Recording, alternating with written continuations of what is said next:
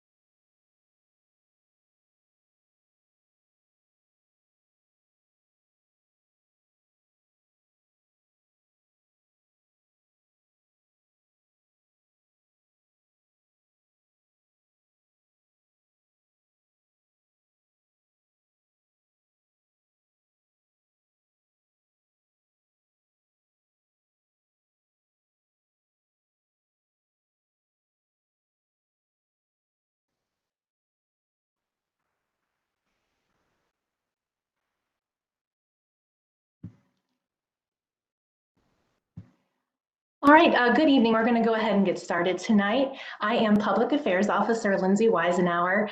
Welcome to our virtual public meeting for the proposed designated outdoor refreshment area districts in downtown Dublin.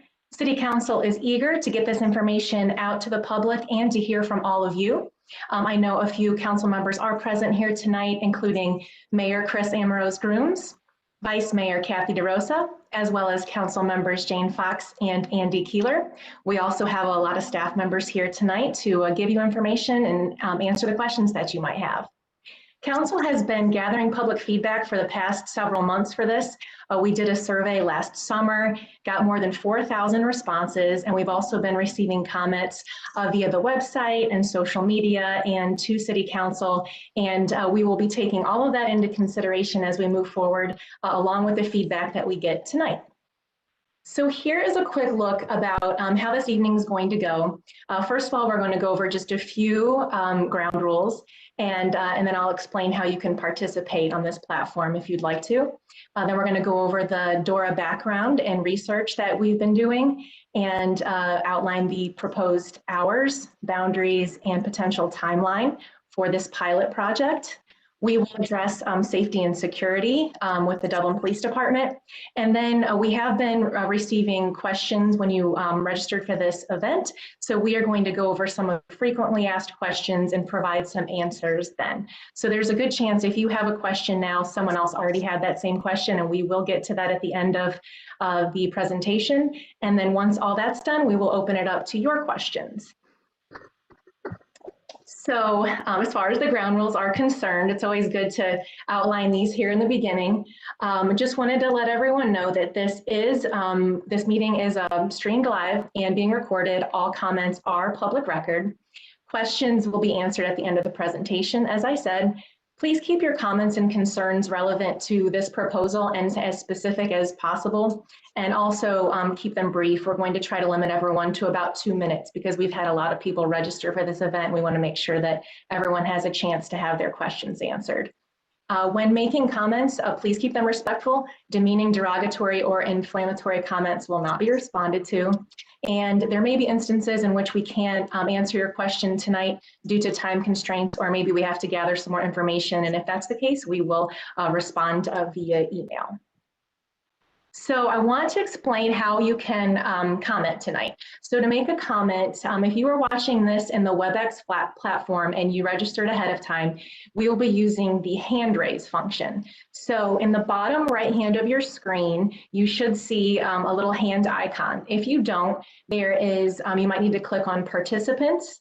And if you click on participants, then you should see the hand raise function. If you think you're going to want to weigh in tonight and you want to go ahead and try that right now, that's fine. You can click the hand to raise your hand. And then when you want to put your hand down, you can go ahead and put it back down. And if for some reason you would like to just submit your comments, you can do that online at dublinohiousa.gov/Dora. And that will be submitted electronically, and we will read those later in the presentation.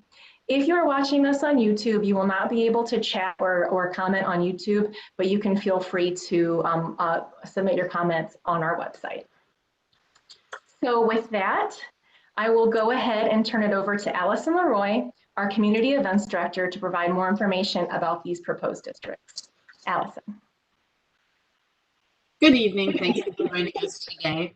I kind of just wanted to go over some background before we started.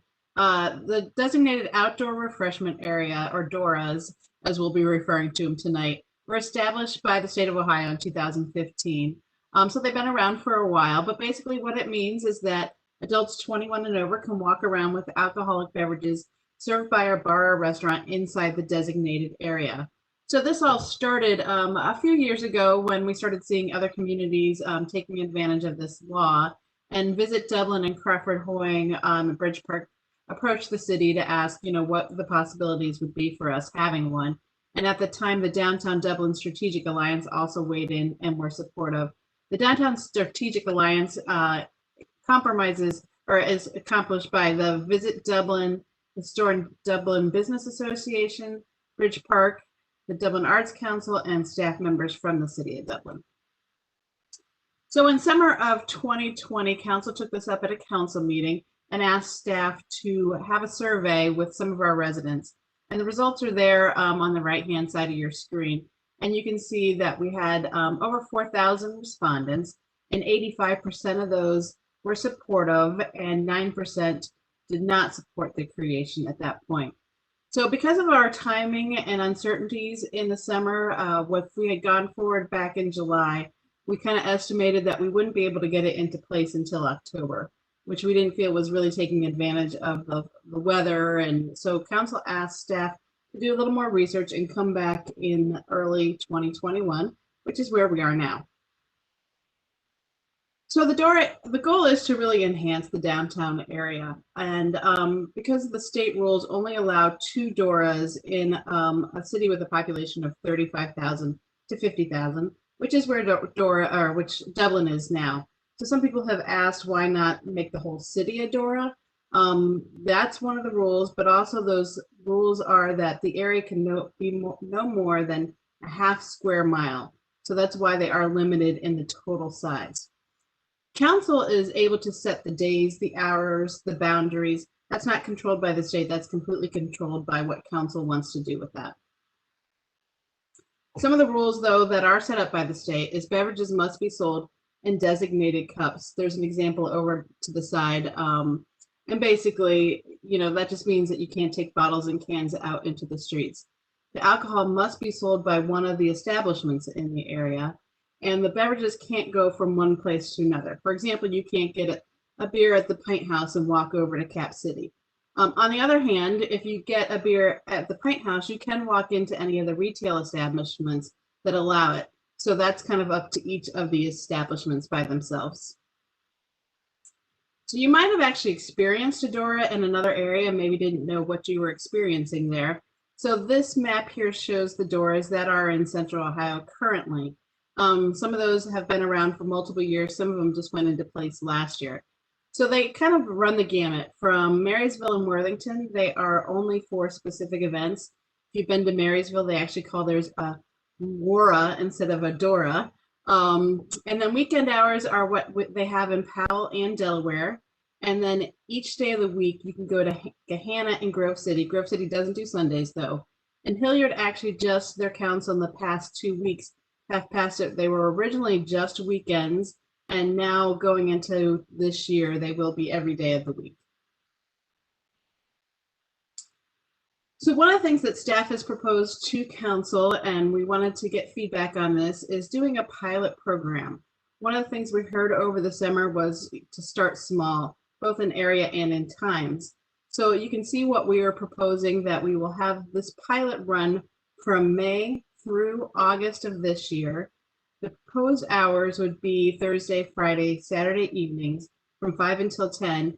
And then also if there's a special event, for example, the farmer's market, if it's outside the normal hours of the Dora, then they can go to council and ask for that to be extended to their time specifically. And that is specifically in those already established areas. If we need to expand the areas, we can do that, but we have to go through the whole process again, which takes likely a month or two to do. So what you see here is the two separate areas that we are proposing tonight. So there's one both on the historic Dublin side and on the Bridge Park side. A lot of people ask the question, are the parklands in the bridge included in this? And you can see that in these proposals, they are not at this point. So this can, again, like I mentioned before, this can be changed by council at any time. So this is the historic Dublin map. To explain the pinkish areas, that is kind of the public area where you could walk with a beverage. But the yellow area is the entire area that is proposed to be in the Dora district. I'm going to go into a little more detail on that with these maps because this one's a little hard to see. So if you can see here, right now we're just extending down just south of Eberly Hill. That's coast there. And we have had some conversations already. There's been some discussion about possibly taking that further south. So that's something that council will consider. And then it goes as far over here is where Le Chatelaine is. J. Lou is right here. It does not go into the school property at all. The one thing I really want to point out here, which you'll see on the north side as well, is that it does not include the residential streets. So for example, Franklin and South Blacksmith are not included in the Dora because you have to include the whole parcel. For example, so again, to go back to Coast, Coast is here. So their entire parcel where their business is located is in the Dora area, but you can't walk behind them on Mill Lane with your beverage, nor can you walk on Eberly Hill here, but you can walk on High Street.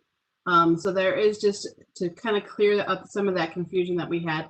We did actually shrink that. I think the original proposals that we went in July had some of those residential streets like Mill Lane included, and I think a bit of Franklin Street as well. And we heard from the public that we didn't want to include those. So those have been taken out at this point. You'll also see that the city parking lots here are included, and that's really to expand possibly in the future that we'll be able to have some events or some other things in those lots. To look at the north side, it's a little clearer. You can see that it does encompass the new buildings up north on High Street. Goes to the edge there where the new Seventh Son is going to be.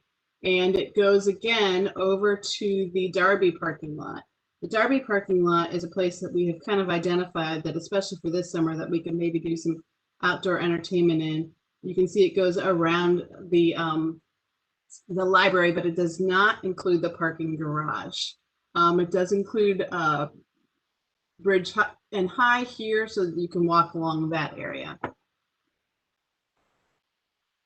This next one's a little easier to see and a little clearer. This is the Bridge Park boundaries. So you can see it really encompasses the whole area where there's active businesses now. So it does include the AC, and it goes up to where some of the new buildings and the new restaurants are going to go here. And then on Bridge Park Avenue, it does include the new hotel that is actually already open. What it does not include, to be clear, is the sidewalk along Riverside Drive. That is something we heard from a lot of residents. We know that was a concern with the traffic along there. So again, we're going to keep the area along in the pedestrian kind of areas, including the parks and really just going on Bridge Park Avenue and on Longshore. So what's the timeline of this? We've had a lot of questions about that. So obviously first here's March 3rd, and we're having our public meeting. We will go back to council on Monday and give them all the feedback that we received, both in this meeting, the comments you've made when you were registering, and any comments we get up through Monday, that we will make sure that council gets those.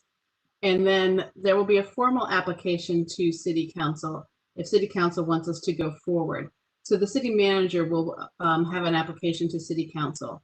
Then we'll advertise that for a couple of weeks in the newspaper. And then council will meet for the final vote on April 26th. So any comments you have until basically up until April 26th before council has a final vote on that. At that point, it goes to the state. And that's why we have the implementation date of May. We don't really have any control over how long the state will take to issue the permits that are needed. So we are thinking it could be as early as May 1, it could be as late as mid-May or maybe the third week of May. So we could just kind of have that open right now. And then council has a meeting on August 30th. And what we would do is take back all the results that we've had over the past couple months and ask council to vote if they want to continue it. They can disband it. Really, they can continue it or expand it or disband it anytime during that pilot program. But we wanted to have a defined period of time so we had a chance to review it over the summer months. I'm going to turn it over now to the police department. Thank you, Allison. As we've prepared for the development of the Dora pilot project, much like any new initiative or development in the community, one of our central focuses is, of course, safety. And like any other special event within the community, the key to ensuring safety is intentional planning and preparation and ongoing evaluation and making sure we have the flexibility to adapt as we learn from the experience. So to share some of the research that we have done in preparation for the meeting tonight and preparation for the rollout of the Dora pilot project, I'm going to turn it over to Lieutenant Latanzi, who has conducted some research on the other communities who have had a Dora and who have experienced some things that we wanted to take into consideration as we get ready for our Dora pilot. Thank you. Thank you, Chief, and good evening. As the Chief mentioned, our priority has been and will continue to be providing a high level of public service and safety through partnerships with our community members. The Dora pilot program would give us an opportunity to showcase our great community and increase the economic impact in the historic Dublin district, as well as the Bridge Park district. As I'll highlight over the next few minutes, the Dublin Police Department has conducted research in similar communities that already have the Doras, as well as talk about our planned presence within the Dora to address any police or public safety matters that may arise. As you'll see here on this slide, there is a map which is indicative of our 6th district. In 2020, we had an opportunity to reevaluate how we staff and send our officers out in what areas of the city that they're going to focus on during their the respective shifts. So after that evaluation analysis, we added this 6th district which encompasses Bridge Park and Old Dublin. What that means for the public and the community is that we would have an officer dedicated to patrolling that area 24 hours a day, 7 days a week. The focus in that area for the officer assigned is community policing, increased visibility and presence, as well as bicycle and foot patrols. Furthermore, additional staffing for any potential event that would be scheduled within the Dora is something that we would also consider based on the needs of that event or the amount of patrons that may be participating in whatever that event may be. And we have experience in planning for those events as we have staffed the Bread Fest and Four Fest and other events that have been in the Bridge Park area and the historic Dublin district. We also have an opportunity to utilize our community service officers, which are volunteers that work directly with the police department to provide service-related support for the police department in monitoring areas such as high volume pedestrian crossing areas and other areas that could come to light if this proposed pilot program is accepted by council.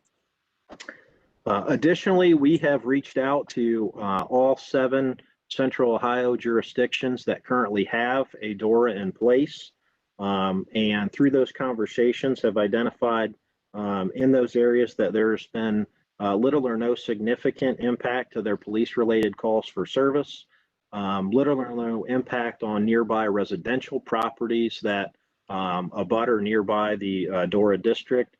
And again, we're fortunate to have a good partnership with both our community service officers and Bridge Park, who has a private security company that also works down in that area that could assist us in monitoring the DORA for any potential concerns that would come up. Again, we have heard the public's concern about some of the issues that have been brought up in regards to the DORA.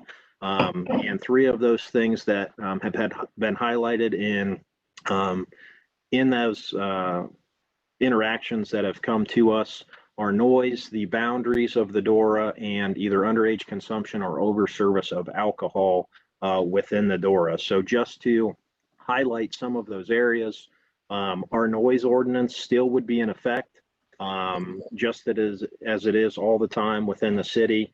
And again, if those issues would arise, the police department would address those on a case-by-case basis. Those other jurisdictions that we reached out to and spoke with did not indicate issues with noise within those DORAs or the surrounding areas.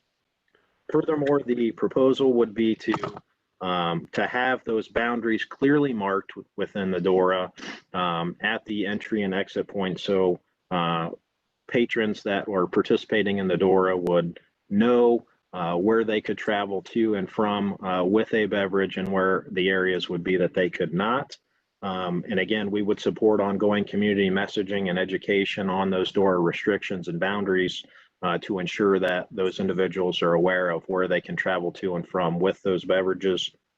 And furthermore, we have conducted in the past and would continue to partner with local businesses and establishments within historic Dublin and Bridge Park to educate their staff on things to look for and when to get the police department involved in situations of either underage consumption or how to navigate those situations if somebody has maybe had too much to drink. And again, we've had good partnerships with those businesses to provide that additional education for their staff. And again, work in partnership with them to ensure the safety of the folks that are participating in the DORA and or frequenting those establishments.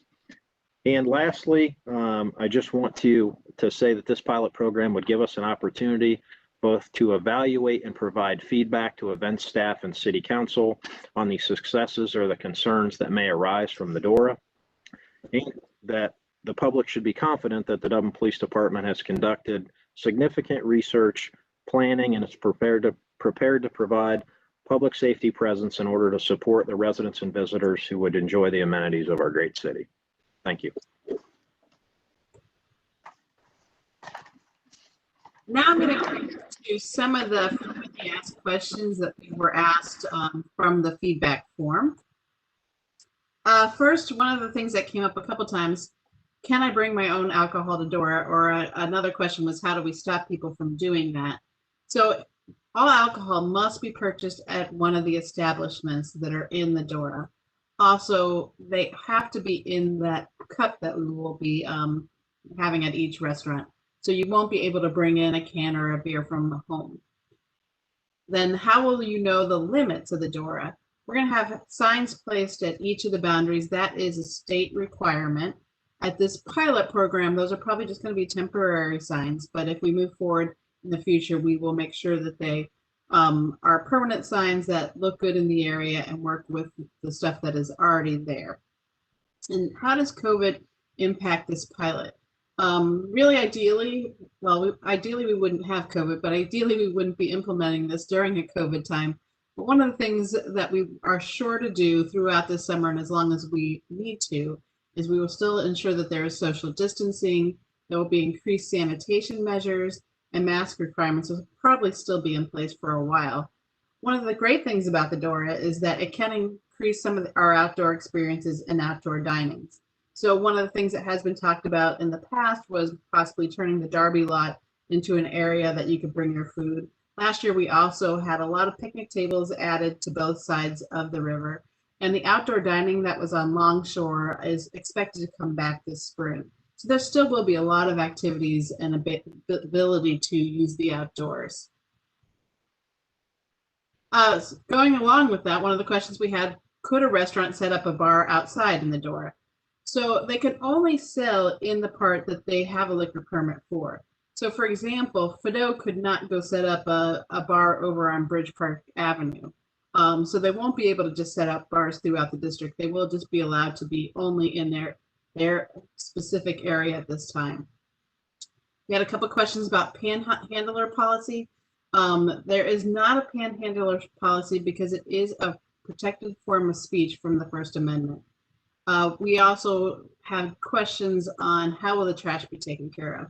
So on the Bridge Park side, Crawford Hoarding does take care of those trash cans there, and the city maintains the historic Dublin side. We did add extra trash cans last year because we knew there was some increased dining at those picnic tables that we had out in historic Dublin. And we are able to order more and have those maintained throughout the year. And then the question is, how will we pay for that extra police, trash maintenance, etc.?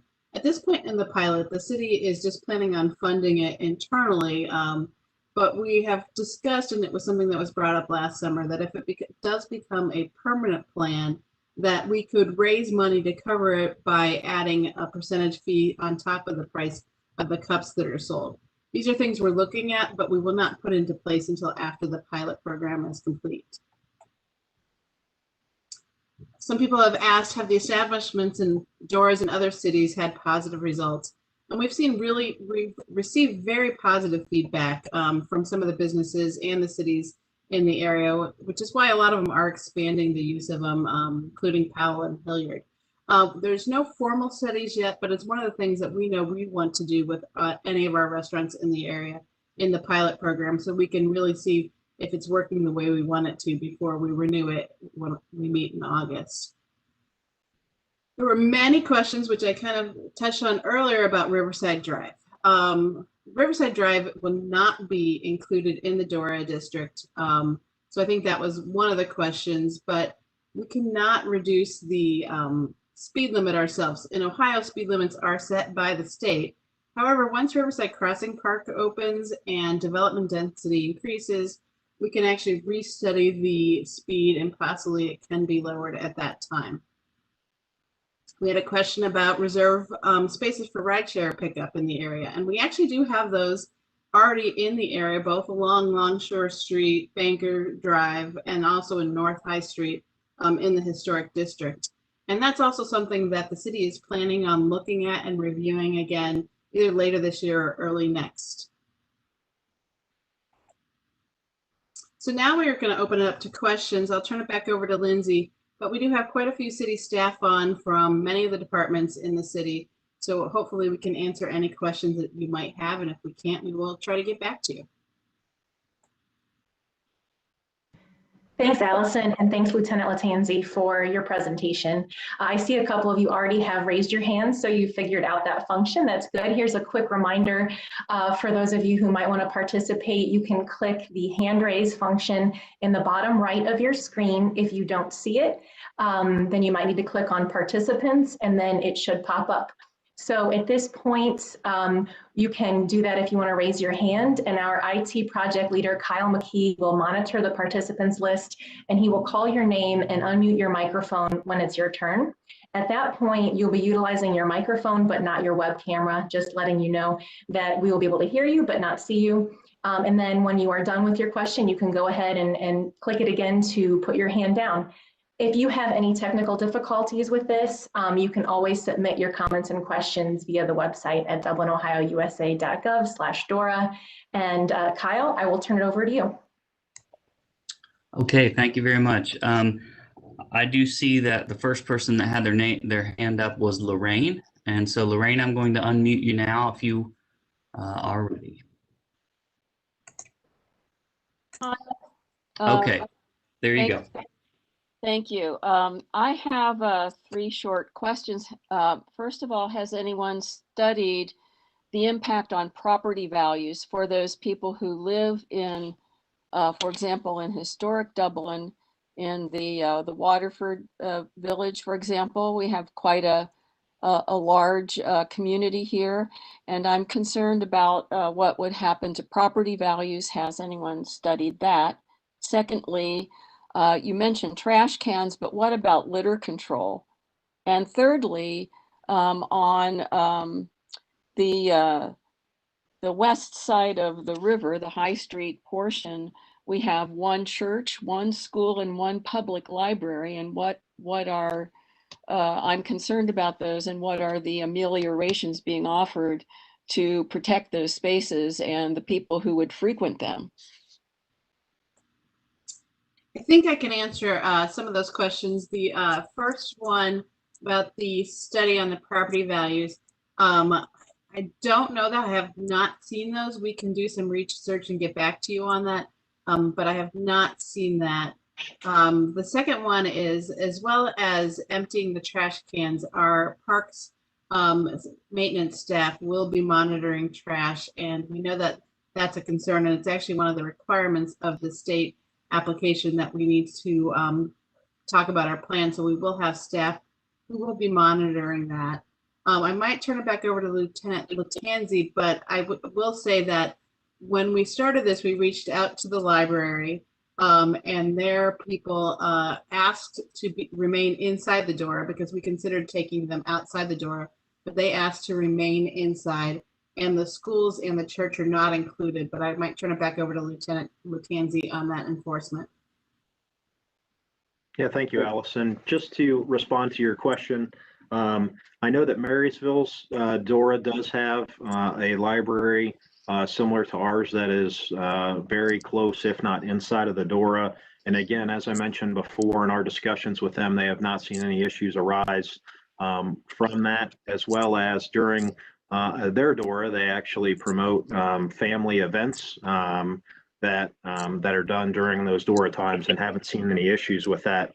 Furthermore, some of those other areas that you mentioned are actually outside of the Dora, so if potential issues arose from that, we would address that similar to any other issue that we would deal with within the city, whether that be, if there was somebody that traveled outside of the Dora with a beverage, we would address that through education and as necessary, utilize enforcement on a case-by-case basis if needed.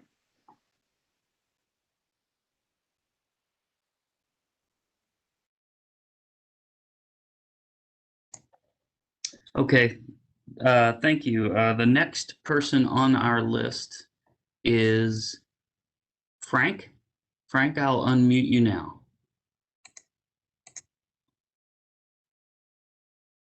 Go ahead, Frank.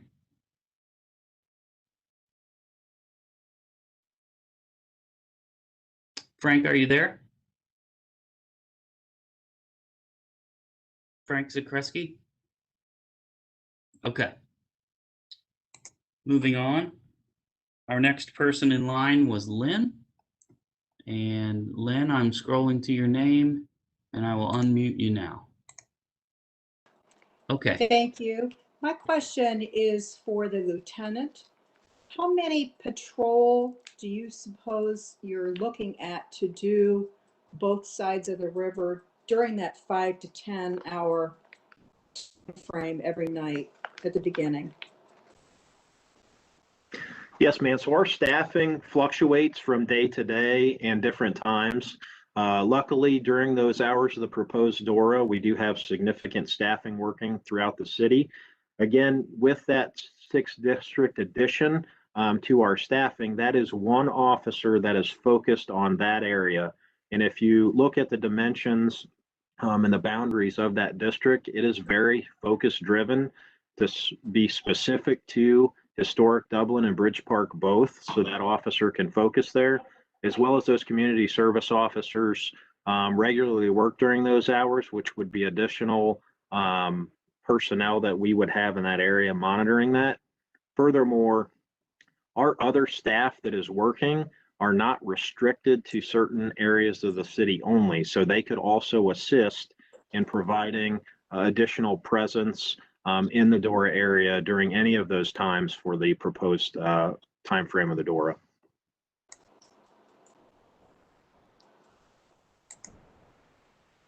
Okay, thank you, Lynn. Next up on our list is Juliana, and I will be unmuting you now. Okay, hi. Can you hear me okay? Yes. Okay, we live at the intersection of Bridge Park and Longshore Street, and we receive very excellent service from the police department whenever there's an issue with noise and things of that nature.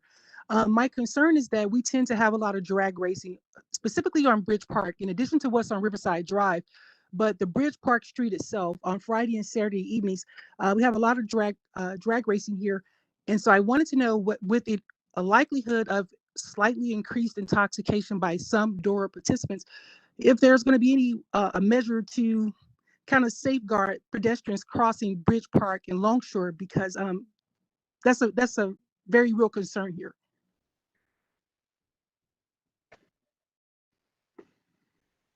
Absolutely, and thanks for your feedback. That is something that we have heard in the past and gave some specific focus on prior to COVID through the concerns that were raised in regards to some additional activity in regards to vehicular traffic in that Bridge Park area during those evening hours. So again, during those times, we increased our staffing, conducted traffic enforcement specific to that area based on the concerns that were raised. That is something that we would continue to do if we saw that type of activity. Again, and enforce those aggressive driving violations as we saw them and as those arose. Furthermore, that would also increase our presence in that area to ensure the safety of all the pedestrians that would potentially be in that vicinity. Thank you. Okay, thank you, Juliana. Just as a quick reminder for everyone who has had their question asked and answered, if you would like to hit the button that will put your hand down, that would be helpful in some organization for us. Now, next up is Robin Clower. Robin, I'll be unmuting you now.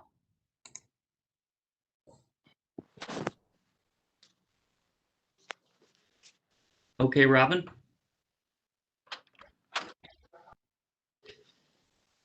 Robin, can you hear us?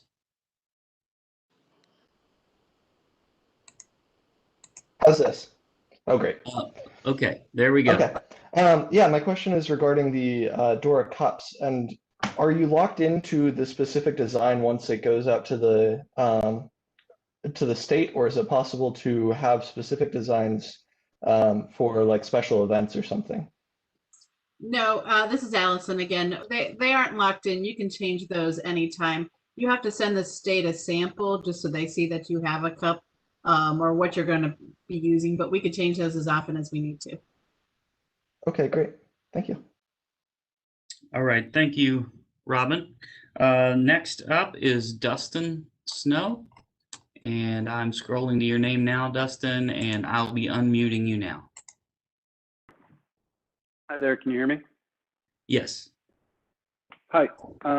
Okay, so I guess for context and for the audience, I am a business owner of Coast down there on the south side of High Street. So just for context of where my questions are coming from, I kind of have multiple questions and comments that don't necessarily need to be answered, addressed here on the call, but just for feedback.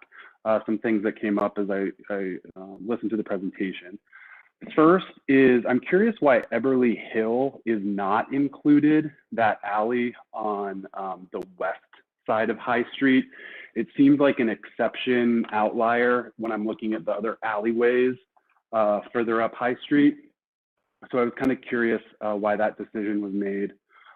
Next, looking ahead, knowing that this is a pilot program, looking ahead to that the August 13th meeting where City Council is going to review, I guess, the success of the Dora. I'm curious specifically, what are the metrics that they're going to be looking at to determine whether it's been successful or not, so that we can kind of monitor that and at least, just know what to expect going into that meeting. Next, I thought it could be helpful if there's some designated format for feedback throughout the pilot for both businesses and for community members that are likely going to go to businesses for feedback. If there is a centralized place that we can send that information. And then lastly, I wanted to better understand what and when are the conversations happening about the bridge being included, because my understanding was that the bridge was supposed to encourage traffic back and forth between the two districts. And if the Dora is happening at the busiest time periods for these two districts, if that's cut off from the Dora, it seems like we're kind of not doing ourselves any favors there. And that's all I have. Okay, I'll try. I wrote those down, so hopefully I'll try to get all those answered, or at least as much as I can. I'll talk specifically about the bridge in Eberly at the same time. One of the things we heard when we had the original maps up in July and August last year was kind of a desire to keep it smaller and to keep it off the residential streets. So actually, if you look in the historic district, none of the alleys are included. I think there's none of them that are actually included either on the east side or there's a few on the west side that connect to that parking lot. But we specifically wanted to keep people out of those alleys. And the bridge, I know, is going to be one of those things that is going to be reevaluated multiple times. And again, it's one of those things we could change at any time that we wanted to. So that's just something that we will be discussing, I'm sure, throughout the time. The feedback, I think that's a great idea, and I'm probably going to put that on Lindsay. If she doesn't have an answer, we will definitely come up with something very soon for that, because I think that makes a lot of sense. And the metrics we're going to be using, we are going to be creating some questionnaires, and we'll make sure that gets out to everybody beforehand. They'll probably be put in together with that feedback that we're going to be having. Lindsay, do you have anything specific to say on that?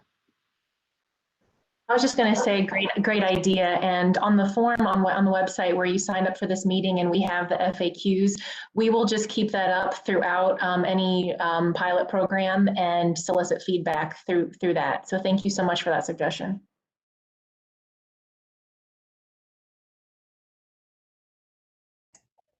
Okay, thank you. Next on the list is Corey. Corey, I'll be unmuting you right now. Okay. Just a couple questions. First one about the cups is if there will be different size cups for liquor versus beer, and then if the cups will be supplied to us, if we will purchase them from a specific business, or if we will be able to purchase them from our own purveyor. Secondly, question if there will be wristbands for 21 and up people. Obviously, the businesses will be in charge of IDing people, but will there be wristbands when entering certain areas?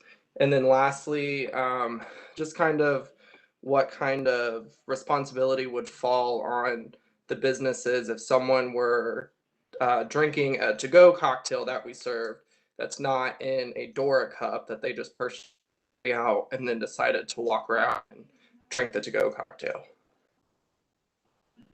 Okay, I'll try to answer those, and I might send the second part to Lieutenant Latanzi. The cups right now, we're planning on doing one size. I think that's something that we can decide between now and May as well. I think we were just basing that on what we've seen in some of the other communities. And So basically right now, we will probably put an RFP out if we move forward with the application to get a single purveyor for those cups. And I do believe that we'll let you use your own as long as it has the same design and it has this, if it looks exactly the same, if it's the same cup. But we want to have one that's a central one, so if you don't know where to get those. But all the establishments will be required to order those cups on their own. As for wristbands, it is something we looked at. I know some communities, that's actually how they raise the money for their Dora enforcement and trash pickup. One of the things we said with the wristband idea was that because the area is so spread out, it's very difficult for us to be able to wristband in any one place and be able to affect everybody. So it does kind of go back to the enforcement in the restaurant. So I can let the lieutenant or the chief talk about that specifically. Thanks, Allison. In regards to your question of if an individual would leave an establishment and not comply with the guidelines of the DORA, those again would be subject on a case-by-case basis for the officers that are down there to determine what the best course of action would be. Again, those restrictions and guidelines for the DORA are meant to encourage participation in the DORA, however, also to meet the guidelines set forth by the state in regards to when an individual can have a container of alcohol within that certain area and be in compliance with both the city regulations as well as the state regulations. So if that individual is not following those, whether that be they're outside of the DORA restricted area or they're drinking a beverage from a non-designated DORA cup, bottle, can, or whatnot, again, those would be situations that potentially on a case-by-case basis would be subject to your normal open container laws from the state or city ordinance. And just to follow up on this, I think one of the things that, especially tonight's making it more clear to us, that before we actually implement the DORA, we would have another meeting similar to this, just with our establishments to kind of go over the rules, how to order the cups, those kind of things.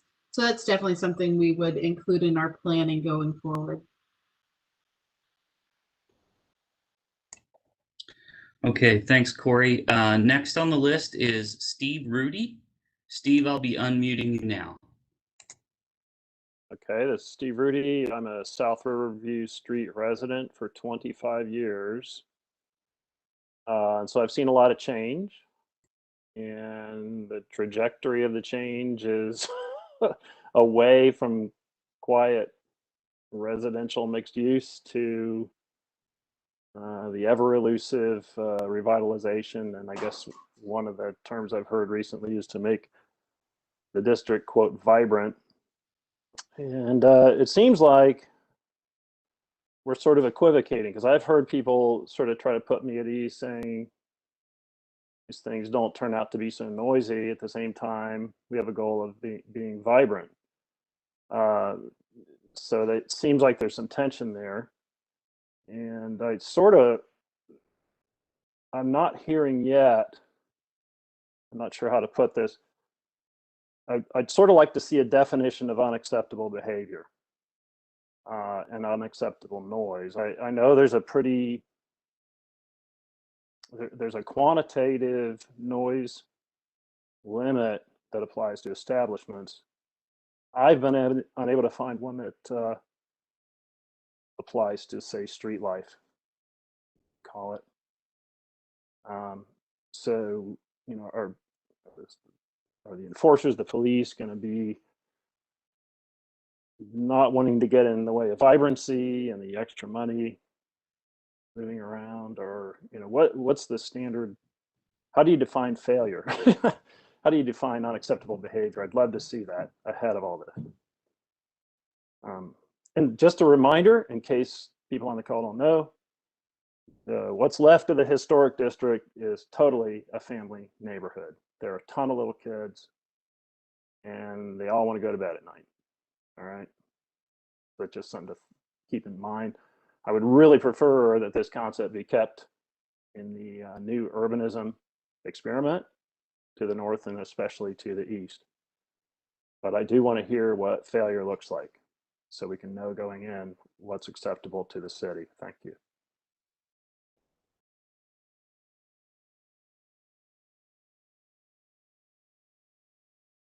Chief or Lieutenant, I'll probably leave that one up with you if there's anything you want to specifically respond to.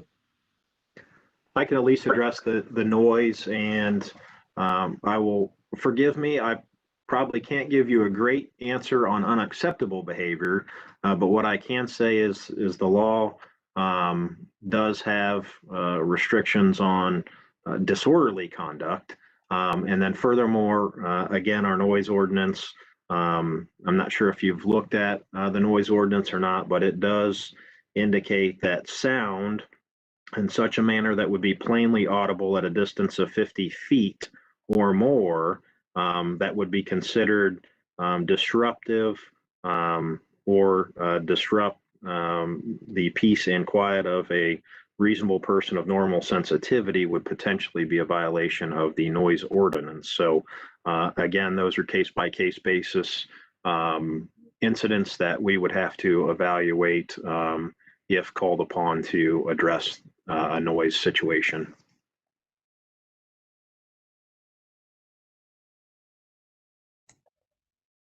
Okay. Would we like to move on to the next?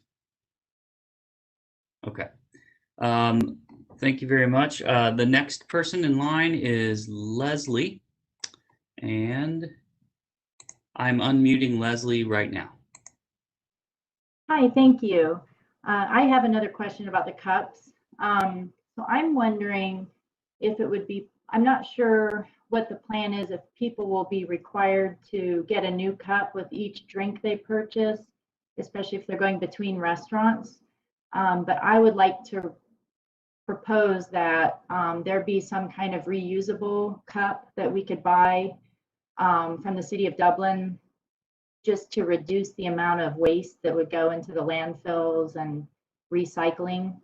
I would definitely buy one of those cups and, you know, make sure it's clean when I show up. Any thoughts about that? We can definitely look into that. I don't know if anybody else is doing that at this point, but we can review it and see what might be available.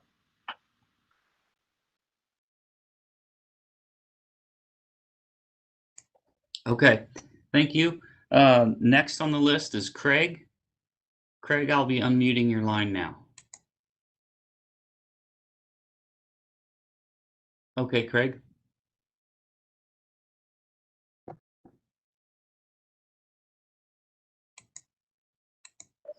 Craig Barnum, can you hear us?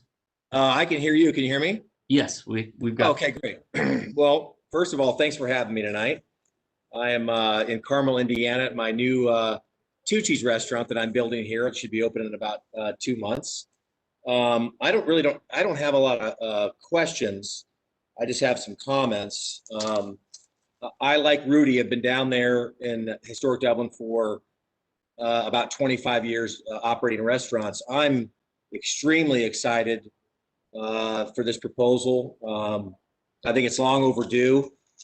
On the west side of the river, where my restaurant is Two Cheese, I think I've counted, there's 14 restaurants. So there's already a lot of alcohol consumption down there.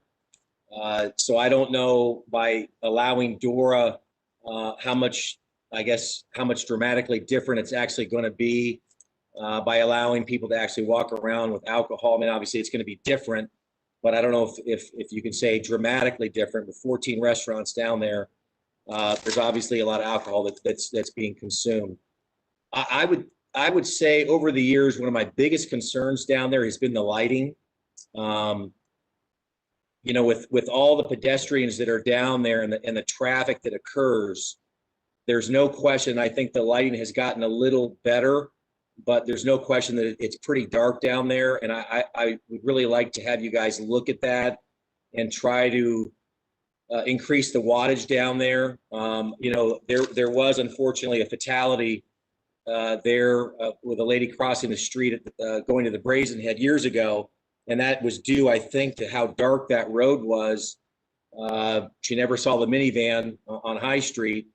That obviously that road has changed dramatically over the years, but you know, safety would be my number one concern, making the pedestrians feel very safe down there, and making sure that that lighting is not, doesn't have to be bright, but definitely a lot brighter than it is now. I think this is fantastic. I worry about the restriction as far as just doing it 3 nights a week. I think it's really important. I think we've got a real competitive advantage over places like Powell and other places that have Dora, simply because of the amount of resources that we have down there with the parking garages, the library, the amount of restaurants, the North Market. Obviously, you know, with COVID in the last year, you know, 90% of the businesses we have down there are restaurants, and you all know restaurants have been devastated in the last year. And the number one goal, I would think, would be to attract as much of the market down to that district to support those restaurants.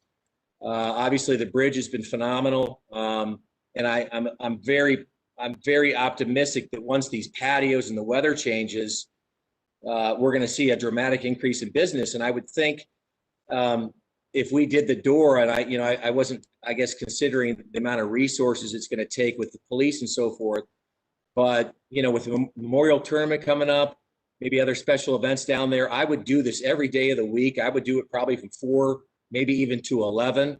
I think the more convenient you can make it to the public to understand that it's very easy to figure out. Once you go, it's only 3 days a week and limited hours. I think it gets confusing for the public. And I think, you know, I would think within a 5 or a 10 mile radius, if we do it right, I think you're going to see a dramatic amount of people that are going to want to come down there and flood that market. And I think that's really good for everybody. And as far as the comment earlier about property values down there, I think property values are going to go up, quite frankly, because that district has just been booming. And I think there are a lot of great things that have occurred down there. And if we make this a fantastic destination for people and fun, and that's what this is all about. And this is not about, I'm not a naysayer. Look, nothing's perfect. There's going to be some challenges, things we're going to have to figure out. I think the city's done a wonderful job helping businesses out down there. We're going to have to figure this stuff out. But anything that we can do to bring people down there and make it fun for them and easy. We're always going to have to deal with knuckleheads. The police know that. I love the Dublin Police Department, and we'll deal with those knuckleheads. But I think they're few and far between. My customers love coming down there, and I think that everyone I've talked to, they're extremely excited about this. And so I'm extremely supportive of it. So the other thing I have too is, and this is a different conversation as far as, and I know the Riverside Drive issue in the development of Bridge Park, why we didn't do that tunnel, the underpass, right when you crossed the bridge. I know that it's further down on the north end. I guess I do have one question, when that's going to open.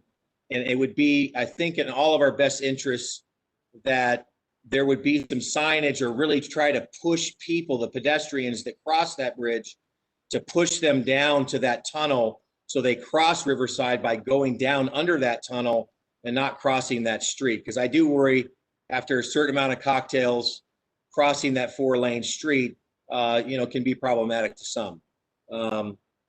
So that's all I have. But again, kudos to you for doing this, and I'm very supportive. Thanks, Craig. I don't know if maybe Megan or maybe Jeannie can answer the question about, or someone else might be able to answer the question about when that the tunnel might open, and make any comments on the lighting. Otherwise, we can get back to you on that.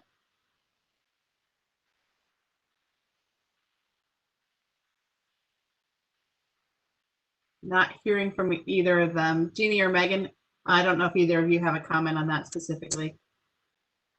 So we can certainly take, this is Jeannie Willis. And we can certainly take a look at the lighting levels on North High Street, well, on High Street in general, and on Bridge Street. Those lighting levels that are established are actually a little bit brighter than they used to be. And there's a delicate balance between that level of lighting and the more historic nature of the district itself. So we can certainly take another look at that and see if there's something that we should do. But we do not have anything currently planned to address that concern. As far as the timing of the opening of the tunnel, I will have to get back to you on that one. I am not entirely sure when that does open. I'm not sure if anybody else. Yeah, I can actually chime in on that. Yeah, the opening of the tunnel will coincide with the wrapping up of construction of the park on that side of the river, because the park includes a trail system that, you know, the opening of the tunnel will tie into that trail to the path on that side of the river that will then connect to the bridge and the rest of the trail system in Dublin. So we need to have that tunnel actually open up and connect to something in order for it to be open to the public. Okay, thanks, Craig. Next up on our list is Brian, and then we'll be moving to Andy and Eric. If you have had your question answered and you don't have additional questions, comments, please go ahead and press the button that'll allow the hand to go down so that we'll know which people to call on next. Brian, I'll be unmuting your line now. Thank you. Brian. Yep. Yes, well, thanks for the opportunity to speak. As couldn't agree more with Craig to see, as a business owner of 20 years in downtown Dublin, seeing this come to fruition. I will say, like everything I've heard, it just seems really safety's come into play, and that's great. At the same time, it seems I would agree with Craig that limiting it to 5 to 10 Thursday, Friday, and Saturday misses out on the great opportunity of all day on Saturday when folks are out and about. I visited many of the Doras that have been mentioned, and Saturday is a family day where people are walking around and checking out the art galleries and doing things. To not have that available during Saturday is in my mind a big miss. Parking, you also mentioned parking, and I know I brought this up several times. It's very confusing, especially if we're going to use the Darby parking lot as a place for events, etc. Would you please put public parking where people can see it? Right now, it just says library parking, and you wouldn't believe the amount of people that think that that's just for the library. And I've been in that garage many times when the garage is empty and people are circling the Darby lot looking for a parking spot. So it's great we've got the garage. It's not very far to walk. It's a wonderful addition. I just think the signage is a huge miss. Go over to Easton and show a big arrow into the garage to bring people to that area, especially if you're going to start messing with the Darby lot, because you'll lose 100 and some spots. The recycled cups is a huge idea. If I go down to a Dora on a weekend and I want to go back, I should be able to take my recycled 20-ounce, 24-ounce cup back to a clean cup rather than have it thrown in a trash can. That doesn't seem like it makes much sense. And then licensed retailers. I know we mentioned bars and restaurants, but there's a lot of other businesses that have a beer and wine license. I just hope everybody else is included in that. And those are my questions that I have. Thank you again for bringing this to life. I think it's going to be great for the community. I can answer a couple of those questions, and then I might have Megan come back and talk about the parking signage. I think she's addressed that before, but I'll let her speak to that. The recycled cup, sorry, I was kind of breaking up before, but one of the things we just need to check, I think, with the health department, I know there's been some concerns about reusable cups with the health department, but we have been using them at I think many people know, at the Irish Festival. So it is definitely something we will look at. And yes, I do know your business has a liquor license. And basically what the state does, anybody who has a current liquor license that's included in our boundaries, they will receive a new and different Dora liquor license from the state directly. Megan, I don't know if you want to talk about the parking signage there with the garage. Actually, I was going to hand that over to Jenny Roush. Yes, I can answer that. So the garage signage has the specific library entrance because those first 2 stories of the parking garage are allocated for library users when the library is open. So the sign then on the, what would that be, the west side of the garage indicates then the public parking piece of that where people are able to park. And there is signs within the garage allocating which ones are the library designated parking places versus the public.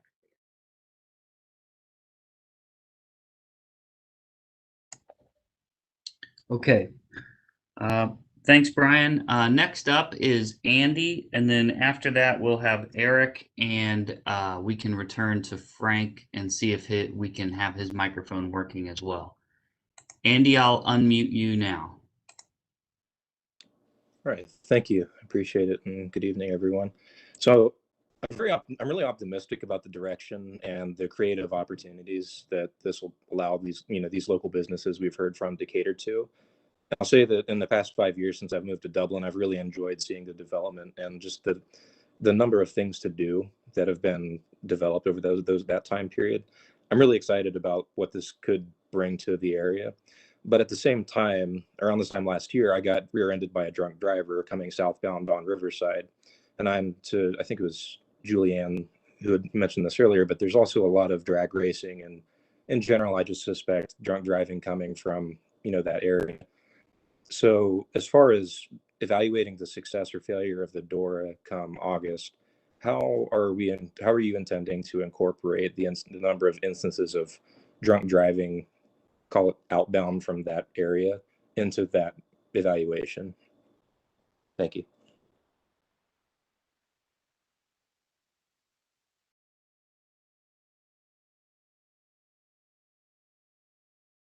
Allison, go ahead, Okay. Allison. Oh, I was just going to say, I think that that the police department has some great metrics, so I'll let them kind of talk about how they work with those metrics that they use. Yeah, we regularly capture data on those type of offenses in our activity from certain areas of the city. We certainly can use that information to provide input to council during this proposal and take a look at the activity levels from a policing perspective as it relates to the Dora for those incidents that we could specifically tie to the Dora. Okay. Thank you, Andy. Next up is Eric, and then we'll be moving to Frank. Eric, I'll be unmuting your line now. My name is Eric Pickering. I live on Franklin Street with my wife and 5-year-old son. I'm also the Franklin Street Civic Association president. I think residents are generally cautiously optimistic. We know there needs to be some growth, and this can be a positive thing for businesses. One thing that was mentioned was lighting, and I just wanted to comment. I feel like especially the historic area, traffic patterns really need to be looked at closely. If we're worried about safety, I don't think turning the lights up, I mean, I understand that concept, but I'd almost rather see the lights go down a little bit, but traffic patterns clearly be changed and or slowed. I think lights would be sort of secondary to that. So I think there are a number of the alleyways that could be one way. I don't know whether if there's other sorts of traffic calming devices and whatnot on High Street could maybe be employed to make it a little safer in that regard. And I like the idea very much, just kind of secondary, but I really like the idea of evaluating increase in DUIs or those sort of traffic indicators as far as whether this is what effect this is having. And similarly, I really think the racing, we hear it daily, daytime, nighttime, weekdays, weekends, particularly around the roundabout, and that's really concerning, regardless of the Dora. So I do hope that gets addressed. But again, I think many of the residents are cautiously optimistic. Like I said, I have a 5-year-old that backs up to this area, our backyard does. So there's a little concern. We just want to see how it goes. So I wouldn't want to go too far at this point. Let's, take a step, evaluate, and go from there.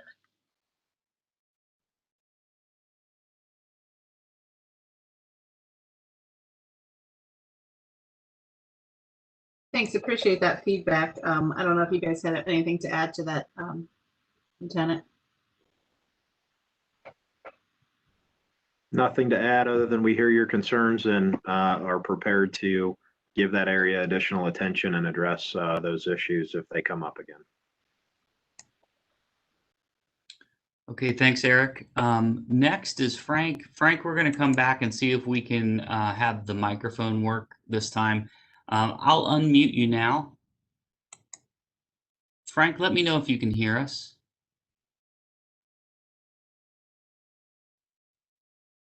Okay.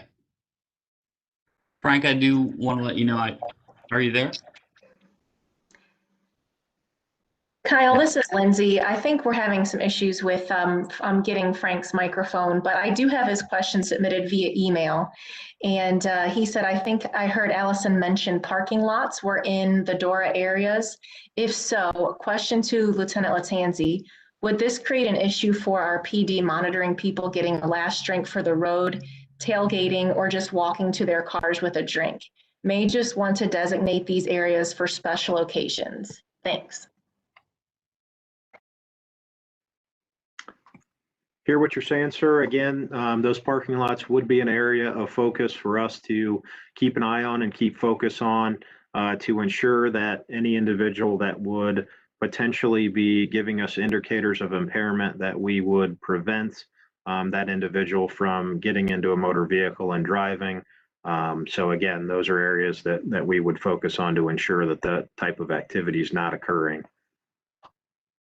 And actually, I think I failed to mention that the parking garages in the Bridge Park area, if you looked at the map, they were shown as being in the Dora because we have to include the entire parcel.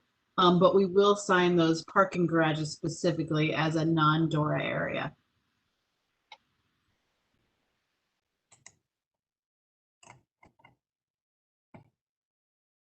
Okay. For those of you who have voiced your questions or your feedback, if you have an additional piece of feedback, you can certainly leave the hand up. But if your questions have been addressed, if you could pull the hand down, that would be great. I do have 3 folks that are showing now with their hands up, and I do believe, let me just check to make sure. Steve, Rudy? Nope. Okay, thank you, Steve. Robin Clower?